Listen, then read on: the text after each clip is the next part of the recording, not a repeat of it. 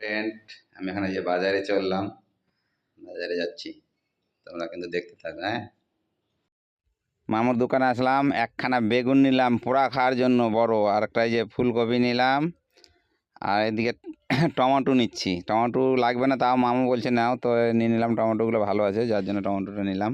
ভাগনার কাছে আসলাম জনির মাংস নেওয়ার জন্য। তো জনির মাংস নেওয়ার জন্য ভাগনার কাছে আসলাম। ভাগনাকে তো দেখা যায় না, ভাগনা অন্ধকারে আছে। আজকে লাইট জ্বালিয়েছে, একটা টিমটিম করছে, তবু দেখা যাচ্ছে না ঠিক করে।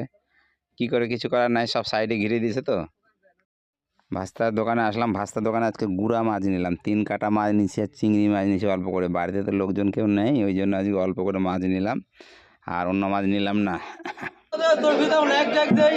লাইক দিলে হবে না, শেয়ার করতে হবে। হ্যাঁ, না এই যে টাকাদার দেখছি আমি, আজকে ভিডিও ছাড়ছি, তুই যদি লাইক শেয়ার, কালকে তো করেছিস, তো কালকাটা আমি দেখছি, চেক করে দেখছি, আর যদি মিথ্যা হয় তাহলে বুঝতে পারছি। খাওয়া কত খাবি, খাওয়াই দেবো তোকে। জনির মাংস এই যে সিদ্ধ করা হয়ে গেল। তারপরে যে মাছগুলো কেটে কুটে সব ধুয়ে পরিষ্কার করলাম, যে চিংড়ি মাছ আর 3 কাটা মাছ, এটা দিয়ে হবে আমাদের আজকে, মানে 3 কাটা দিয়ে বেশ একটা চটচটির মতন করা হবে।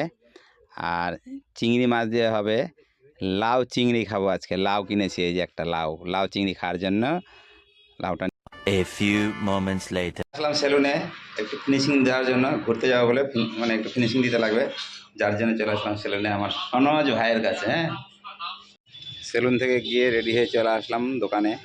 তো আজকে ঘুরতে যাচ্ছি।